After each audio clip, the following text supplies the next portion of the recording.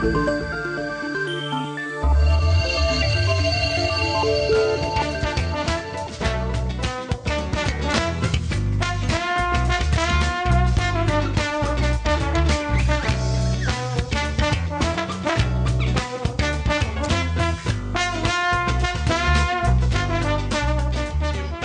tal, amigos? Bienvenidos a una sesión más de Bocados de nuestra historia, el sabor de un patrimonio.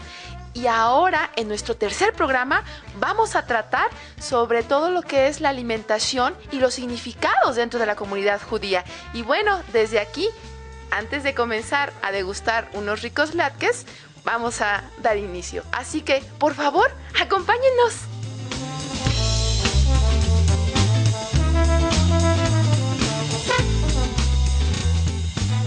Pues bienvenidos a esta serie de programas que se llaman Bocados de nuestra historia, el sabor del patrimonio, que hacemos la CUAED, Cultura Culinaria C y el Instituto de Investigaciones Antropológicas, como siempre con el apoyo entusiasta de nuestros dos pilares que son Cristina de Palacio y Yapsi Arias. A esta última la acaban de ustedes de ver haciendo la presentación del programa.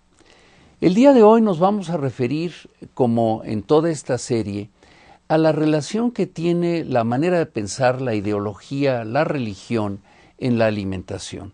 Y hemos escogido un tema apasionante que es la relación de la religión judía con la comida. En esta religión se ve muy claramente cómo hay toda una serie de preceptos religiosos que son seguidos de manera bastante rigurosa y que nos ayudan a entender muy bien cómo se concibe el alimento y cómo en la práctica esto se lleva a cabo. Para estar con nosotros hoy tenemos dos invitadas realmente magníficas. La maestra Sarita Drucker de Rosenberg, que es maestra de Biblia y de hebreo en el Ulpan Kowalski, es profesora de Biblia en la Universidad Hebraica y es conferencista del módulo de judaísmo en la Universidad de Anáhuac, Panamericana e Iberoamericana en el Colegio de México y en el INA. Es una verdadera experta en estos temas, ella ha sido una gran estudiosa de estos temas. Y claro, no podemos dejar fuera el aspecto alimentación, y para eso tenemos a la maestra Isa Karen Saki Halkin, que es licenciada en nutrición, egresada de la Escuela de Nutrición del ISSSTE, nutrióloga clínica, certificada por el Colegio Mexicano de Nutrición Clínica y del Colegio Mexicano de Nutriólogos, y es asesora independiente en temas de nutrición. De tal manera que con ellas vamos a hablar de este asunto tan apasionante que es de la relación entre la religión judía y la alimentación. Los temas fundamentales que vamos a tratar son el simbolismo de la alimentación a través de las prácticas judaicas, los alimentos permitidos y los alimentos prohibidos, la importancia de las prácticas kosher, ya verán ustedes qué cosa es eso, en la alimentación. Y les recordamos que tenemos teléfonos abiertos que aparecen en su pantalla, tenemos un correo electrónico y este programa se puede ver también en un portal cuyos datos aparecerán en su pantalla. Pero sí les recuerdo a ustedes que es importante que nos llamen. Para nosotros sus comentarios, sus preguntas realmente nos ayudan a conducir de mejor manera este programa y como es costumbre, aquellas personas que llamen y que den un correo electrónico, a vuelta de correo electrónico les enviaremos un recetario que tiene relación con el programa de hoy. De tal manera que van ustedes a tener un elemento útil, valioso, que podrán ustedes poner en función en sus cocinas si nos llaman y nos proporcionan un correo electrónico. De tal manera que con esta introducción estamos listos para comenzar.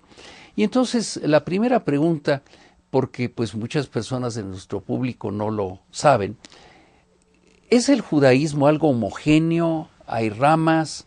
¿Cómo funciona esto en la práctica? ¿Cuál ha sido la historia del judaísmo a lo largo de todos estos siglos que lleva activo? Bueno, obviamente que el judaísmo no es algo homogéneo. La historia judía ha llevado a los judíos a estar presentes en todos los países del mundo. Después de la destrucción del segundo templo de Jerusalén en el año 70 de nuestra era, se amplió la dispersión judía a todo lo que era el Imperio Romano, que obviamente era todo el mundo. Entonces, hablar de historia judía en realidad es hablar de historia universal.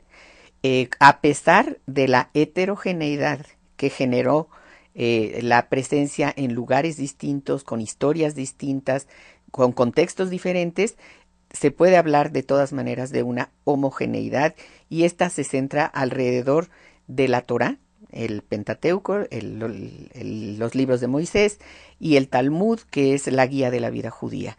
Entonces, es una situación bastante sui generis. Hay homogeneidad y hay heterogeneidad al mismo tiempo. Es decir, como decimos en antropología, hay unidad y diversidad. Exactamente. Ahora, para nuestro público es importante recordar algunos hechos fundamentales. México tiene una larga tradición de relación con la cultura judía, porque no solamente se inicia pues con la llegada de los primeros españoles a nuestro país, sino podríamos decir que desde antes, desde que la comunidad judía tuvo un papel fundamental en la formación de la España que nos conquistó. Hay que recordar que ciudades de Andalucía tenían comunidades judías muy importantes, y que esto los hizo estar a la vanguardia de una serie de ciencias como las matemáticas, la medicina, etcétera, por la colaboración íntima que se daba entre estas comunidades con la comunidad española. Así es. ¿Y qué nos puedes decir sobre la llegada de la comunidad judía a México? Porque esto también es una historia antigua. Bueno, estamos hablando de dos cosas diferentes. Una es la llegada de los judíos a México, y la otra, la llegada de la comunidad judía. Presencia judía en México se habla desde la llegada de Cristóbal Colón, puesto que la salida de las naos de Colón en el viaje de descubrimiento coincidió exactamente con el día en que los judíos tenían que salir de España, dado el decreto de expulsión de 1492. Sin duda ha habido presencia judía en México, y hay vestigios de ello a lo largo de los 500 y pico de años desde el descubrimiento, pero hablar de comunidad judía entonces no era posible. Hablamos de comunidad judía en México de 100 años. En 1912 se establece formalmente la primera comunidad judía de México, Monte Sinai, de la cual le traigo el libro que se acaba de editar precisamente para conmemorar este evento, Identidad, Monte Sinai, 100 años de Alianza Monte Sinai. La primera comunidad judía en México que se formó se llamó Monte Sinai, y obviamente agrupaba a los judíos de todos los orígenes de donde vinieran. Posteriormente se separaron las comunidades y se crearon la comunidad Ashkenazí, la comunidad Sefaradí y la comunidad Maguen David, que es también hermana de la Monte Sinaí. Monte Sinaí agrupa a los judíos que vinieron de Damasco, no, Monte Sinaí son de Damasco, sí, y Maguen David, los judíos que vinieron de Alepo, así, del mismo país. Vinieron de dos ciudades diferentes y llegaron a conformar dos comunidades independientes.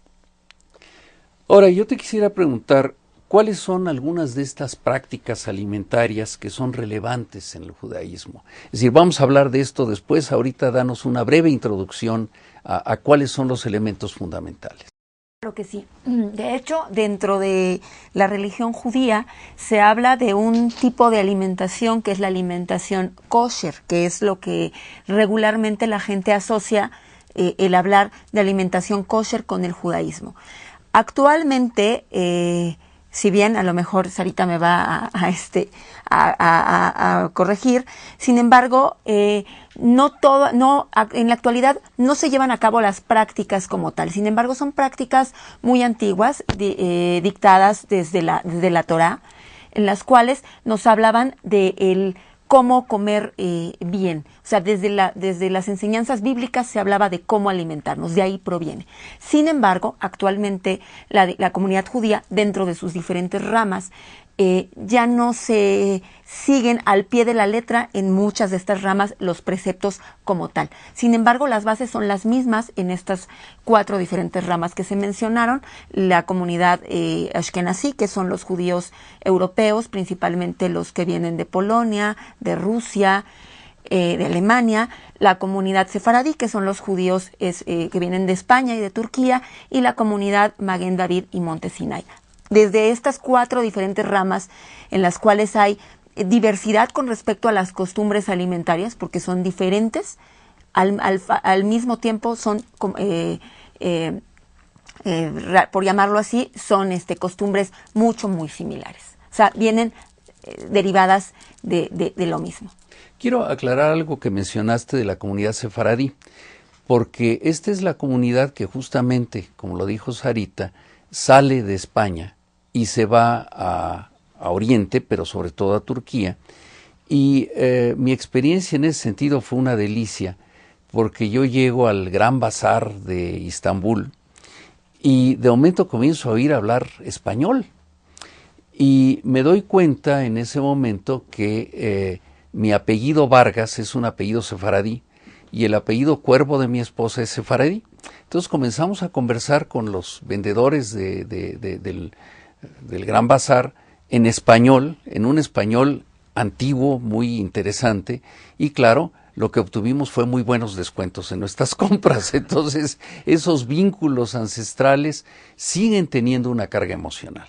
Vamos a hacer una pausa porque vamos a ver una cápsula donde vamos a aclarar algunos de los aspectos que estamos comenzando a esbozar en esta primera parte del programa.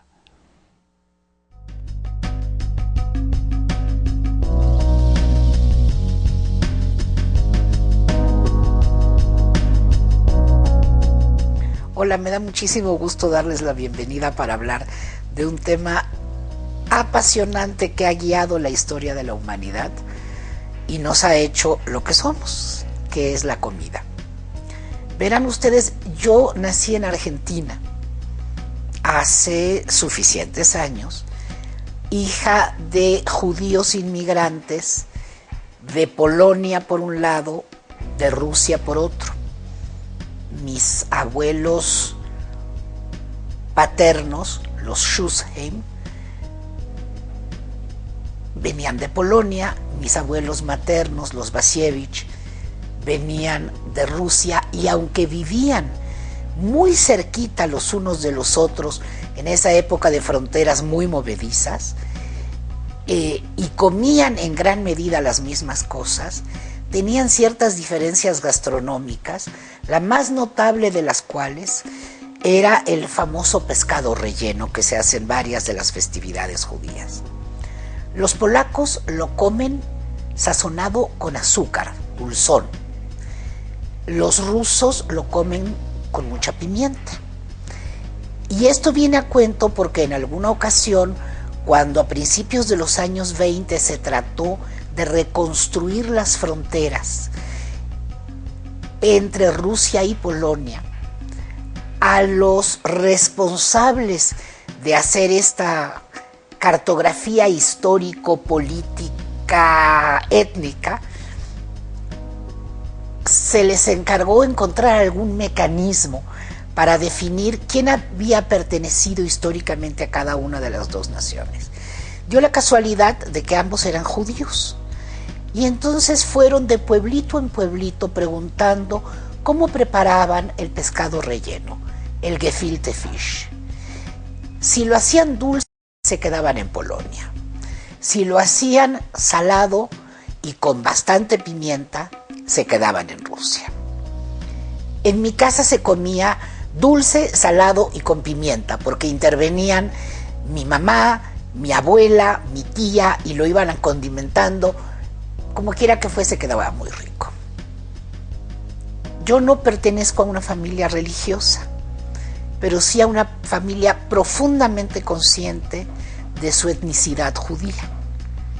De manera que, aunque no respetábamos las leyes de la santidad de los alimentos prohibidos y permitidos para los judíos ortodoxos, las leyes de lo que se llama el kashrut y comíamos lo que fuese revuelto de cualquier manera, teníamos muy presente las preparaciones étnicas.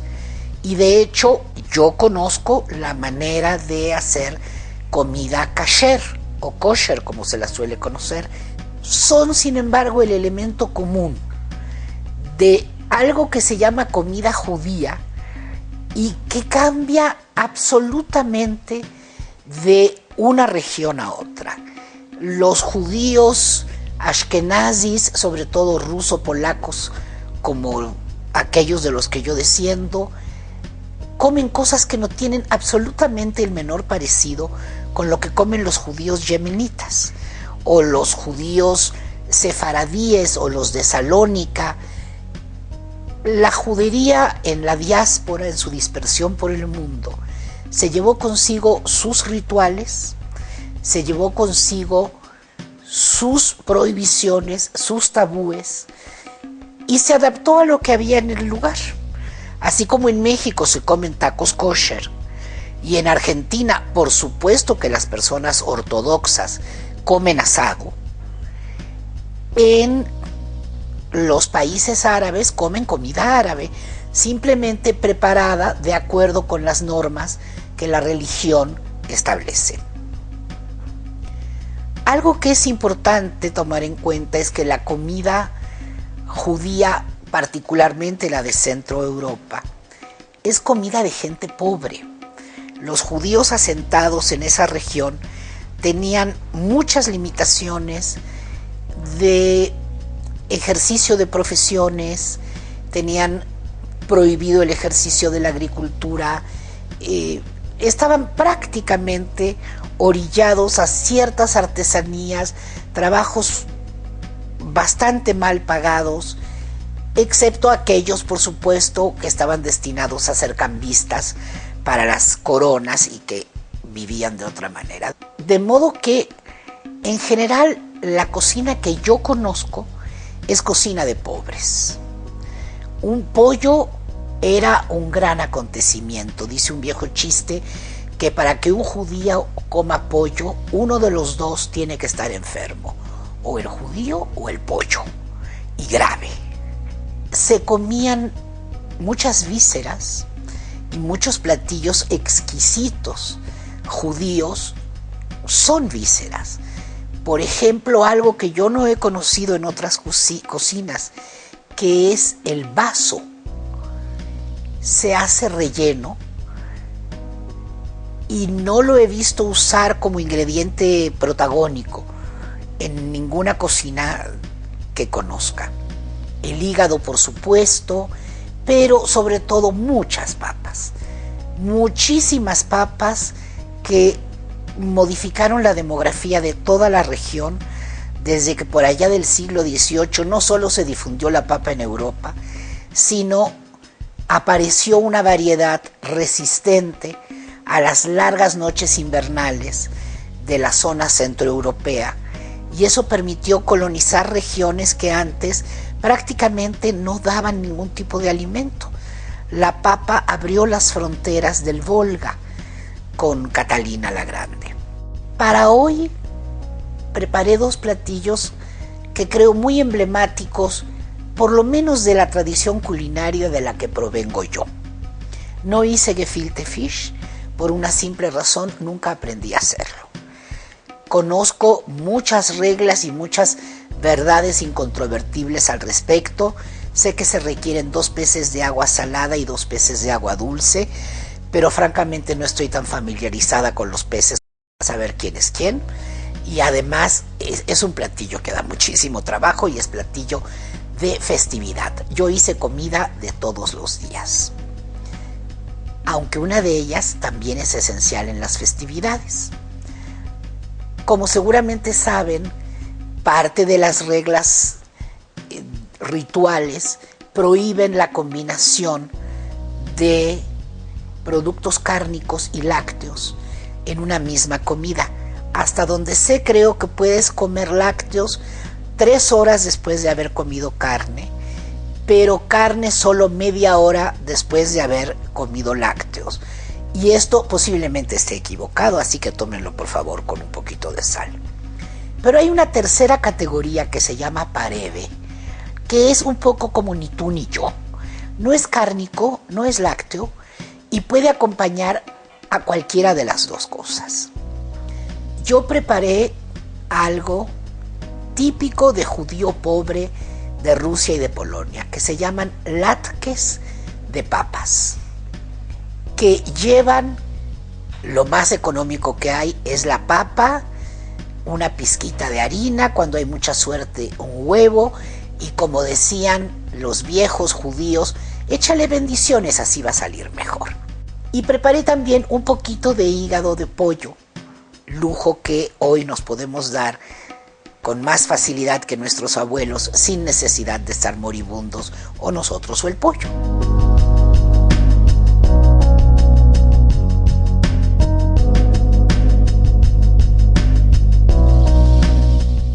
Bueno, pues esta cápsula la hizo una querida amiga, antropóloga, editora, autora, una mujer con unos conocimientos formidables, pero además, como ustedes pudieron constatar, un gran sentido del humor, Victoria Schuchheim. Le agradecemos mucho el haberse tomado el esfuerzo de preparar estos dos platillos, que creo que estarán ustedes de acuerdo que son realmente emblemáticos y todas las reflexiones que ella hizo. Comenzamos a recibir sus llamadas, los invitamos a que las sigan haciendo. Recuerden que si ustedes nos dan un correo electrónico, les devolveremos por esa misma vía un recetario que tiene que ver con el programa de hoy. Y quiero ahorita hacer referencia a una llamada de la señora Bros, que dice que Sarita es una señora muy sabia y que tiene millones de alumnos que la adoran y la idolatran. Entonces, bueno, pues ya queda esta constancia. Entonces, siguiendo con nuestro tema, yo les quiero preguntar justamente cuál es este concepto de lo que Victoria dio la palabra en hebreo, el kosher, que en fin, así la conocemos habitualmente. ¿Cuál es el origen? ¿De dónde viene esto? ¿Cómo está normado? Bueno, esto proviene pues desde la Torá, que está descrito dentro de las diferentes normas o leyes que se han dado para el judaísmo. Es la norma o la ley de cómo debemos alimentarnos. Y en este caso, como comentaba bien Victoria, los preceptos del kashrut, o como se conoce actualmente de la alimentación kosher, nos hablan de alimentos prohibidos y alimentos permitidos. Hay muchas teorías al respecto. ¿Por qué? Porque si bien hay alimentos permitidos, hay muchos que están completamente prohibidos, como lo que es la carne de cerdo o los mariscos, por ejemplo. Esto nos habla que se pueden consumir animales terrestres que sean de 2 pezuñas y que sean rumiantes. Es la condición que se habla. Por eso es que, bueno, sí se puede consumir, en este caso, la vaca, el cordero, a diferencia de, por ejemplo, del cerdo, que no es rumiante. Uh-huh.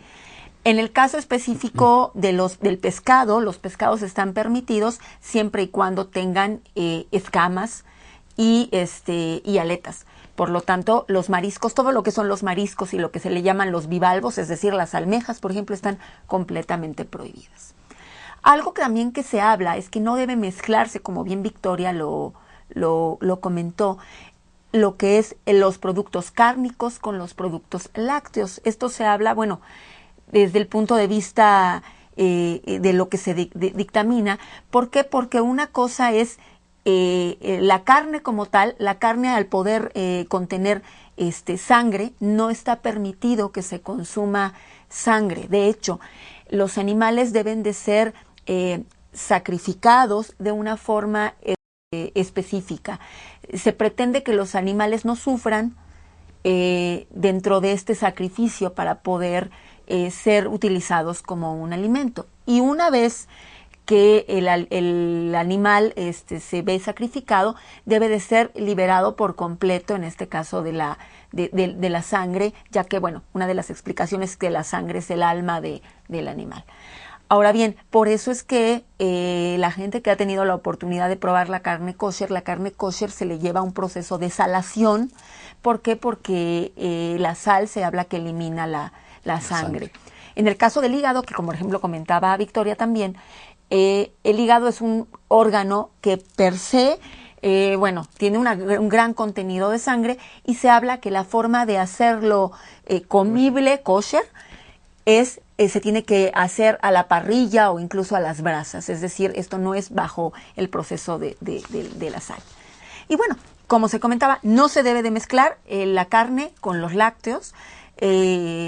Yo no practico esas costumbres, pero dentro de lo que he revisado, a diferencia de lo que me comentaba la ponente, se habla de 6 horas de diferencia para poder consumir carne y leche. Sin embargo, en los hogares que se llevan a cabo este ritual al pie de la letra, incluso, Rosita no me va a dejar mentir, se tiene que utilizar vajillas diferentes. Tenedores diferentes, vaya, es todo, tiene que tener una cocina con la gente muy bien adiestrada. Nada más quiero comentar una anécdota al respecto. Dentro de la familia de mi padre, que bueno, nunca hemos llevado la religión como en cuanto a la comida de esta manera tan ortodoxa, él tenía un tío que vivía en Nueva York. Él sí era sumamente ortodoxo, de hecho sus hijas fueron casadas con rabinos, etcétera. Y era el comentario de que cuando mi papá venía de visita de Argentina a Nueva York, era muy bien recibido, pero cuando mi papá se iba tenían que tirar todo lo que había en la cocina, porque pues, él al no conocerlo lo mezclaba. Entonces, cuando se mezcla, la gente muy ortodoxa, incluso se llegaba a desechar, ¿no? ¿Podrías agregar algo a esto? Bueno, sí. 2 minutos, porque tenemos que ir a una Sí, pausa. yo quería comentar un par de cosas nada más. El origen de las costumbres alimenticias judías, como ya se dijo, está en la Torá, y la Torá marca como el ideal alimenticio el vegetarianismo. Si ustedes se remiten al capítulo 1 del Génesis que relata la creación del mundo, al terminar el capítulo 1 del Génesis, Dios le otorga al hombre y a todos los animales creados todo lo que la tierra produce como alimento. ¿Qué pasó? Después del diluvio hay un permiso al hombre de empezar a comer carne, pero con una restricción muy clara, la prohibición de comer sangre. E inclusive la interpretación rabínica es que Dios le prohíbe a Noé y a sus hijos comerse un pedazo de un animal vivo. Y de ahí se deriva también, en adelante hay una gran cantidad de lugares de la Torá que prohíben la ingesta humana de la sangre, porque la sangre es la vida o la sangre es el alma. Después a los judíos se les marcará muy claramente una serie de alimentos permitidos y alimentos prohibidos. En el ámbito de lo vegetal no hay ningún alimento que esté prohibido. Las prohibiciones aplican únicamente en el ámbito de lo animal. Hay animales permitidos y hay animales prohibidos. Las características de ellos ya las mencionó Karen. Y la distinción entre lo cárnico y lo lácteo, en la Torá solamente está la prohibición explícita de no cocinar el cabrito en la leche de su madre. De esta prohibición se derivan en el Talmud una gran cantidad de leyes respecto a la separación total de lo cárnico y lo lácteo, que tiene muchísimos detalles y que realmente requiere de una gran preparación para poderlas llevar a cabo.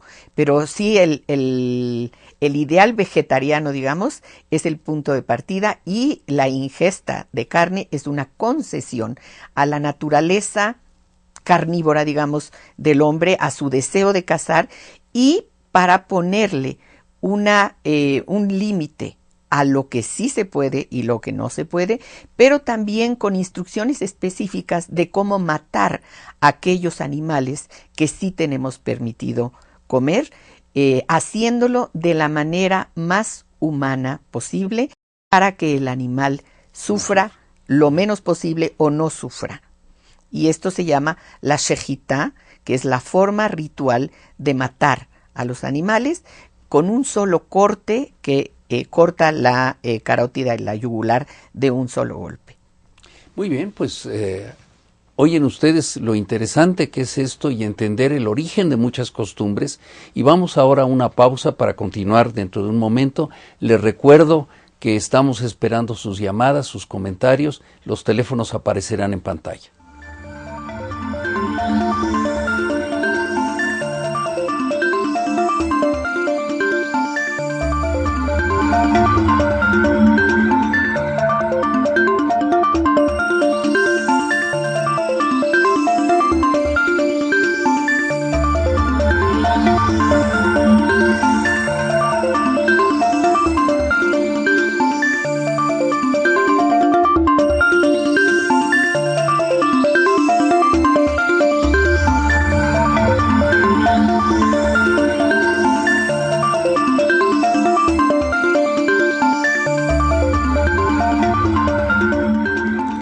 Bueno, ya vimos que hay una serie de reglas que se originan en los libros sagrados para comer de cierta manera.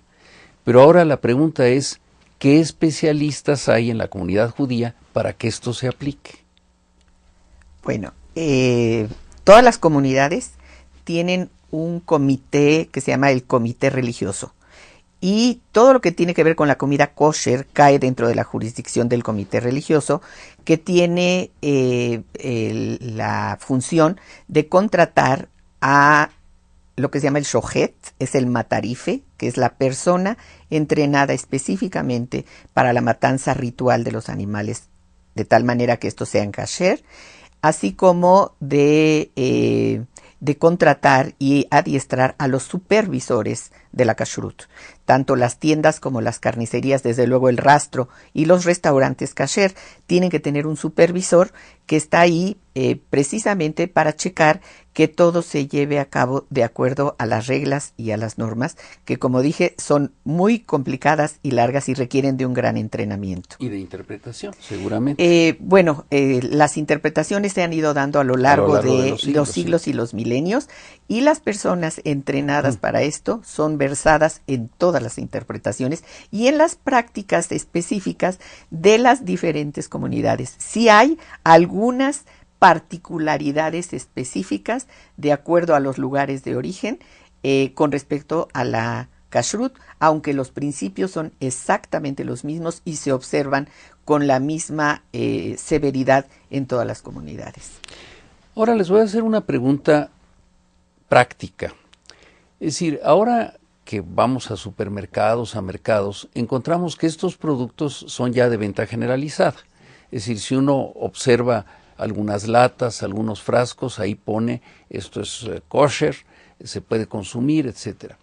Pero también sabemos y hemos visto muchas tiendas de productos judíos y restaurantes. ¿Qué recomendarían ustedes comprar en las tiendas judías? ¿Qué cosa creen ustedes que a nuestro público pudiera gustarle? Porque a veces hay un poquito de reserva de entrar, uno dice, bueno, no sé qué hay.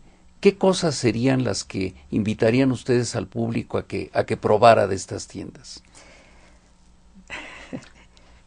Bueno, yo creo que existen, dentro de lo que comentó, antes que nada, primero me voy a retrasar un poquito a lo que preguntó con respecto al etiquetado nutrimental. Dentro de este etiquetado nutrimental ahorita que se recomienda tanto que se revisen las etiquetas de alimentos, dentro de ese mismo etiquetado, todos los alimentos que son sujetos a esta supervisión dentro del grupo de kashrut de cada comunidad, determinan si un producto puede ser consumido en una dieta kosher, por llamarlo así, o si un producto es parve, que quiere decir que puede ser consumido de manera indistinta en fiestas o no en fiestas, si algún producto puede ser consumido en determinadas fiestas, como lo que es en este caso que se va a explicar después el Pesaj, que sería la Semana Santa nuestra del judaísmo, o productos que contienen el lácteo. ¿Por qué es importante comentar esto? ¿Por qué? Porque si ustedes revisan etiquetas de alimentos que actualmente encontramos, no en un súper judío, en un súper cualquiera, sí, existe. Y esto, bueno, pues de alguna manera como cultura general, el hecho que el producto diga parve o kosher para Pesaj no quiere decir algo que no podamos consumir en México en cualquier casa. Claro. Sea judía o no judía. Pero además con la seguridad de que es un producto higiénico, que está supervisado y que está bien preparado. Creo que esto es muy importante. Eso es algo muy importante. Sí, yo era lo que quería agregar, que kosher no es sinónimo de higiénico ni de puro siquiera. La palabra kosher simplemente quiere decir apto para que lo coman los judíos. No tiene ninguna otra connotación, pero va aparejado a ello el hecho de que son cosas que están supervisadas desde el origen, o sea, desde la materia prima. Esa supervisión generalmente le otorga una cierta garantía de mayor cuidado higiénico a todos los productos kosher, no porque sean sagrados o puros. Esa concepción de que kosher quiere decir sagrado es un error. Sino simplemente porque el proceso de elaboración de esos productos está supervisado desde la materia prima hasta el empaquetado, hasta la distribución. Y eso de alguna manera sí da una cierta garantía de una mayor higiene, sobre todo en la carne. Pero cualquier producto kosher es tan recomendable como el gusto de la gente por este tipo de Claro. comida. ¿Querías agregar algo sobre? Sí, con respecto a lo que te pregunto, que bueno, ¿qué podría la gente probar diferente? Bueno, yo creo que el hecho que actualmente, por ejemplo, cierto tipo de, en nuestras fiestas se utiliza, por ejemplo, cierto tipo de panes, no diferentes, sino muy de tradición, pues vaya, yo creo que sí es importante invitar a la gente que no lo conozca, el poderlo probar, porque son alimentos pues nutritivos, sanos y bueno, muy ricos, que aparte pues van aparejados a nuestras tradiciones. Y bueno, son alimentos que la alimentación en la comunidad judía, esto como característica también que se tiene, es que en los diferentes países se ha adaptado a los alimentos locales de cada región. Entonces, esto no quiere decir que sea una alimentación diferente. Es una alimentación mucho basado en la tradición y mucho basado en las festividades. Si bien la alimentación está completamente ligada a nivel general al aspecto social, en nuestro país, aquí en México, si nace un niño, bueno, se le damos un desayuno, una comida, incluso hasta en un funeral, ¿no? En el caso de la comunidad, de la religión judía, el alimento está íntimamente relacionado a todas las festividades y cada festividad tiene un tipo de comida diferente y cada rama de la comunidad tiene un tipo de comida diferente. Entonces yo los invitaría a que lo probaran y que, bueno, aprovecharan estos recetarios que están. Claro, la ustedes idea es de defendiendo. que en estos programas nos interesa mucho que el público que nos ve y nos escucha se abra a otros sabores, a otras cosas, que conozca muy bien el origen de sus tradiciones mexicanas, pero que también mantenga una mente abierta y pruebe otro tipo de productos, ¿no? Es decir, yo recuerdo con mucho gusto el restaurante de los señores Glantz, que ya creo que ya no está, Rosa. el Kineret en la zona rosa, que era magnífico y que realmente gozaba uno yendo ahí, no solamente por la comida, sino por la conversación y el ambiente, pero ahora hay muchas otras cosas semejantes que vale la pena explorar.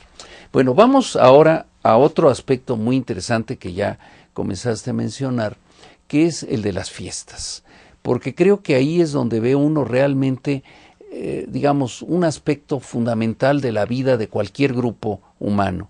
Entonces, ¿con qué fiesta comenzamos? ¿Qué le parece si empezamos con la que acaba de pasar y que inicia el nuevo año judío, que es Rosh Hashanah? Perfecto. Entonces, ¿en qué consiste y qué se consume en esta fiesta? Antes de hablar específicamente de qué se consume, yo quería comentar que, de acuerdo a la tradición rabínica, cuando se destruyó el templo de Jerusalén, la mesa familiar pasó a ocupar el lugar del altar. Entonces, en el judaísmo, las comidas tienen una profunda significación que va más allá de lo nutricional, de lo alimenticio, para convertirse en algo realmente ritual. Sin duda, tiene un aspecto social muy importante, el encuentro de la familia, la invitación a los amigos, toda la parte que todas las religiones tienen con respecto a los alimentos, y en las fiestas en particular, cada una de las fiestas tiene sus propios símbolos. En el caso de Rosh Hashanah tenemos, por ejemplo, que a diferencia del pan que en Shabbat se consume durante todo el año y que es una trenza, en Rosh Hashanah la trenza se hace redonda, porque simboliza el ciclo de la vida, el ciclo del año, el principio y el fin que se unen, y este pan de Rosh Hashanah solamente es de esta temporada. Pero además acostumbramos poner en la mesa muchos alimentos que son simbólicos. Simbólicos de nuestros deseos, de nuestros anhelos, de nuestras esperanzas, de lo que le pedimos a Dios en esta época, que es una época de introspección, de revisión, de tomar decisiones, de mejorar para el año que comienza, como en todas las culturas.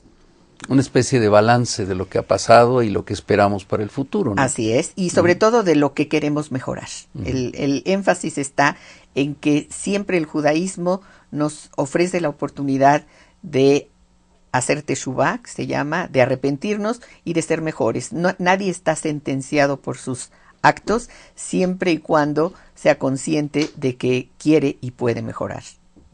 Ahora, después de esta fiesta, vamos a ver otras dentro de un momento, pero yo quiero que comencemos, una vez que termine la cápsula que vamos a ver en este momento, habláramos un poco de la fiesta del sábado, es decir, porque ese es todo el año y es muy importante como un elemento de identidad y de unión familiar. Entonces vamos a ver una cápsula que nos ha hecho la misma Sarita y que le pedimos que después, terminando de verla, nos haga algunos comentarios sobre ella y después volveremos a la comida del Shabbat.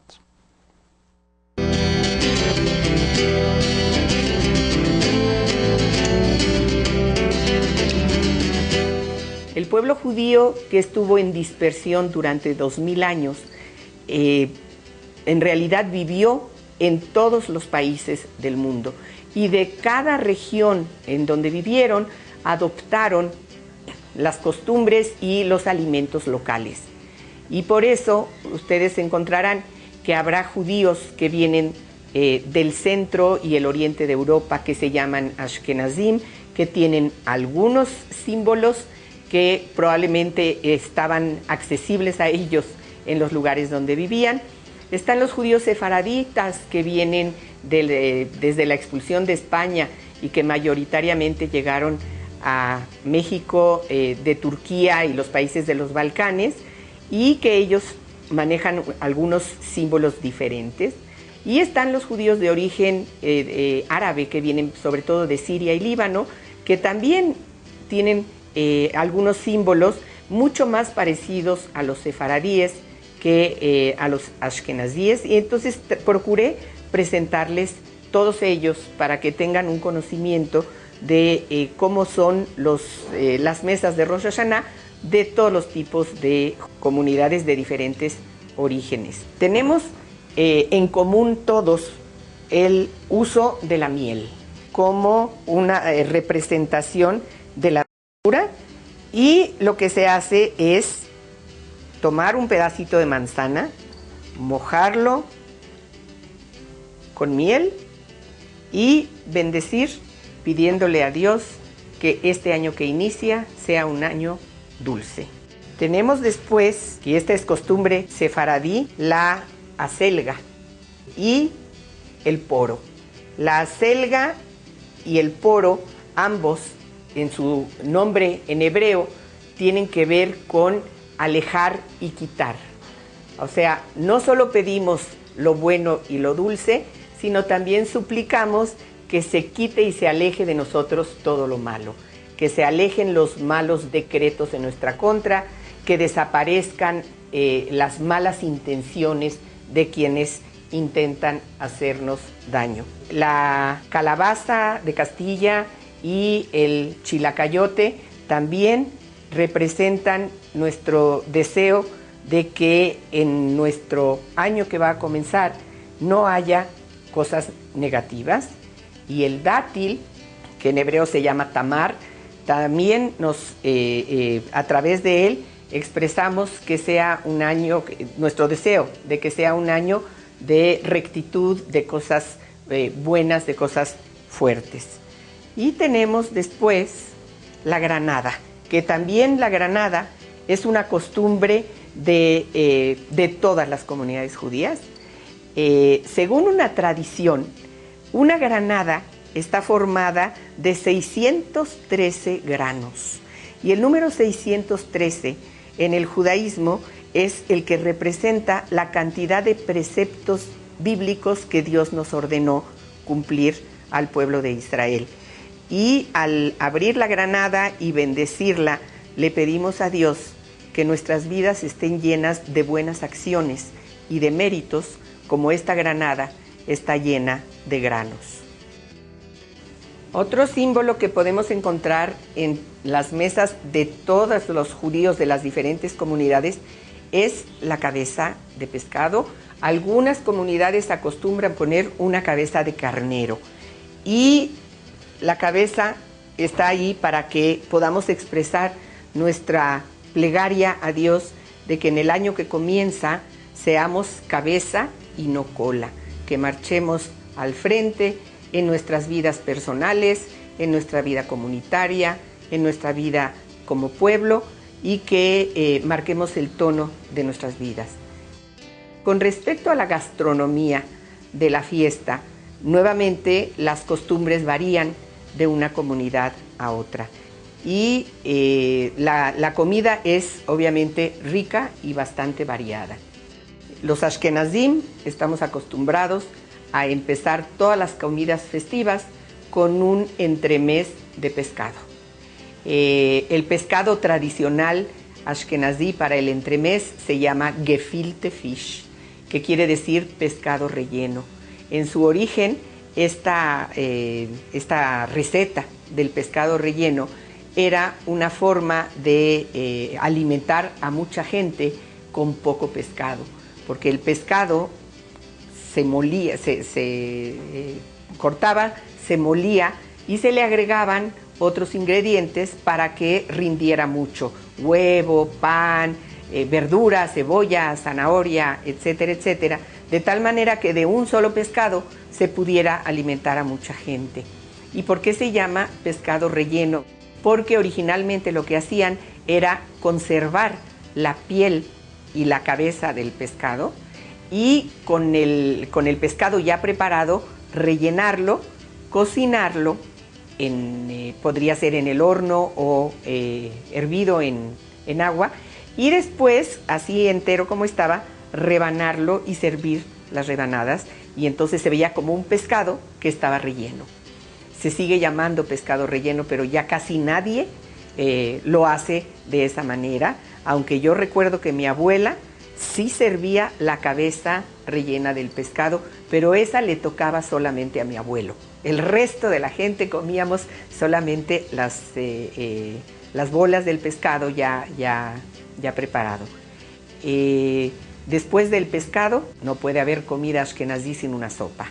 Y la sopa tradicional judía, la más tradicional, es el caldo de pollo, que inclusive es conocido en el mundo como el antibiótico o la penicilina judía, que se usa para curar todos los males habidos y por haber. No hay nada que un niño judío enfermo no lo haga sentir mejor que un buen caldo de pollo preparado por su mamá.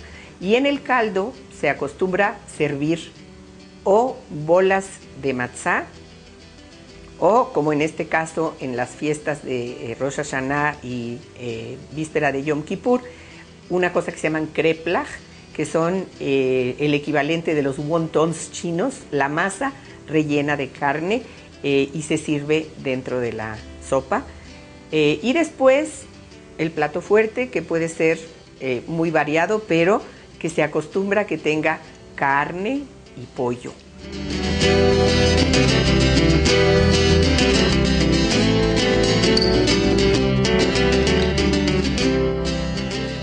Seguimos recibiendo sus llamadas y comentarios. Estamos muy contentos de la cantidad de público que ha respondido, y pueden seguirlo haciendo a lo largo de todo el programa. Hay muchas preguntas que van a quedar en el aire, por desgracia, porque el tiempo nos come, pero yo quisiera que nos hablaran del sábado, del Shabbat. ¿Por qué es importante? ¿Me permites? El sábado se considera la fiesta más importante del calendario ritual judío, por el simple hecho de que regresa cada semana, como tú comentaste. El sábado ha sido el elemento probablemente más fuerte de identidad judía a lo largo de toda la historia. Un pensador judío del siglo anterior decía que más que los judíos cuidaron el Shabbat cuidó a los judíos. O sea, sin duda ha sido el elemento aglutinador de identidad de todos los judíos, indiferentemente de dónde hayan estado ni en qué condiciones hayan estado. La práctica del Shabbat es universal y unificadora de la identidad judía. Y el sábado, de acuerdo a la Torá, lo conmemoramos en recuerdo del séptimo día de la creación, en la cual Dios descansó. Es el día del reposo, pero el reposo sabático no es un día de descanso físico solamente, sino es un día del descanso del trabajo diario para dedicarlo a las labores del espíritu. Entonces ha tenido una importancia muy grande en la preservación del judaísmo a lo largo de la historia. ¿Qué se hace? ¿Qué se prepara? ¿Cómo se prepara el sábado? Porque justamente no hay que trabajar, no hay que cocinar. ¿Qué cosa hay de especial ahí? Ok. Las comidas del sábado se tienen que preparar de antemano. El sábado la Torá prohíbe específicamente encender el fuego y por lo tanto los judíos se las ingeniaron para poder comer caliente en el sábado a pesar de la prohibición de encender el fuego. ¿Y cómo se resuelve este problema? ¿Cómo se compagina esta situación? Con platillos que se cuecen a lo largo de todo el día. En este sentido, tanto los judíos ashkenazíes como los sefaradíes y de los países árabes tienen la misma solución. Un platillo que se llama chunt en yiddish o jamín en hebreo, que quiere decir en los dos idiomas, quiere decir caliente.